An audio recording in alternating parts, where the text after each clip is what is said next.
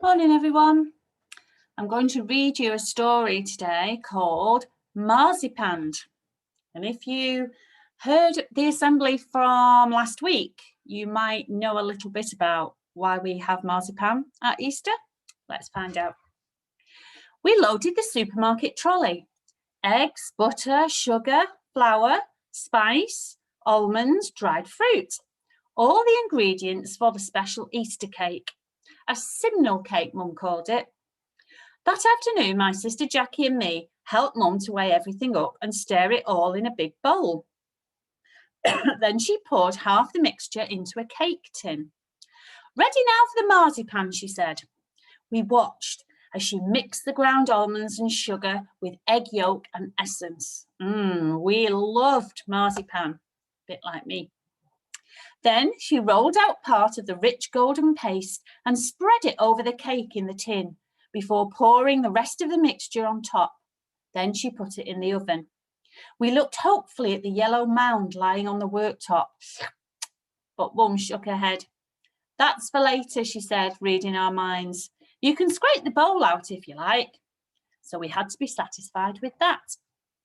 I used to love doing that. When my mum used to make cakes, at the end of it, I used to get a spoon and I used to just eat all the little bits around the edges that were left. I wonder if any of you do that. When the cake was cooked, Mum waited until it was cold before brushing apricot jam over the top and covering it with another round of marzipan. But there was still some left over. Once again, our eyes lit up. It's not for you, she said. You're out of luck. It's for the disciples. And with that, she began rolling the rest into little balls and placing them around the edge of the cake. We'd lost interest by then. She put the cake in a tin and left it high on a shelf in the pantry until Easter Sunday. Jackie and I both knew it was there. One morning, when we went to get crisps for our school lunches, I caught her stealing a quick glance up at the shelf. I knew what she was thinking. I'd got the same idea. Those small, round marzipan disciples. Suddenly, a terrible thought came to me. What if she'd already helped herself? It worried me all day at school. I couldn't ask her, so I waited until we were both in the pantry again. Then I stared up at the cake tin and waited. It didn't take long. Shall we? She whispered. Just one, I answered. One each, she said. My sister's just a bit taller than me. Stretching up, she prized the lid off with her thumbs and reached inside, so expertly. She must have done it before. In seconds, the lid was pressed back into place and 2 balls of marzipan sat invitingly in her outstretched palm. But not for long. My mouth soon realised that wonderful almond taste. I wanted it to last forever. Jackie was turning the marzipan round and round with her tongue, draining every drop of flavour. At last, we closed the pantry door behind us as if nothing had happened. It was that easy. I knew the day of reckoning would come. When the cake was put on the tea table on Easter Sunday, with half the disciples missing, there would be music to be faced.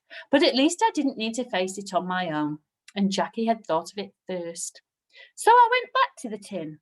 That mouth-watering taste drew me like a magnet again and again, until one day when I went to the pantry, there were none left. Then I began to panic. Once was understandable, forgivable even. But between us, we'd taken the whole lot. I told Jackie and she already knew. What should we do? I asked. She was my big sister. She'd know. And anyway, it was really her fault, wasn't it? Make some more, she said.